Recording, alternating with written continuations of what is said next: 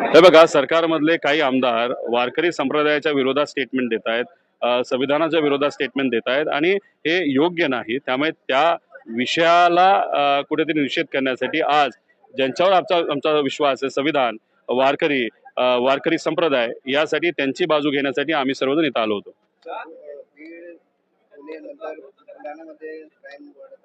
अहो, अख्ख्या महाराष्ट्रात क्राईम वाढतं, फक्त काही जिल्ह्यात नाही. आणि आपलं राज्य हे क्राईम सेंटर या देशाचं झालंय, ते फार दुर्दैवी आहे असं मला वाटतं. नाही, आता त्यांना कुणीतरी फोन करून सांगितलं असावं, कारण हाकेंची चूक नसते. हाकेंना मोठे भाजपचे नेते फोन करतात, सांगतात कसं वागायचं, काय बोलायचं, आणि त्या पद्धतीने ते वागतायत आणि बोलतायत. त्याला मोठे नेते जे भाजपचे तेच जबाबदार आहेत. पण अजितदादांचा जो पक्ष आहे तो त्या बाबतीत काय भूमिका घेतो हे आपल्याला बघावं लागेल. लोकसभेच्या काळामध्ये हिंदू मुस्लिमचा वाद निर्माण केला गेला, विधानसभेला मराठा ओबीसी वाद निर्माण केला गेला, आणि आता मराठी अमराठीचा वाद हा भाजप आणि सत्तेतल्या काही लोकांकडनं केला जातोय असं आमचं सगळ्यांचं मत आहे.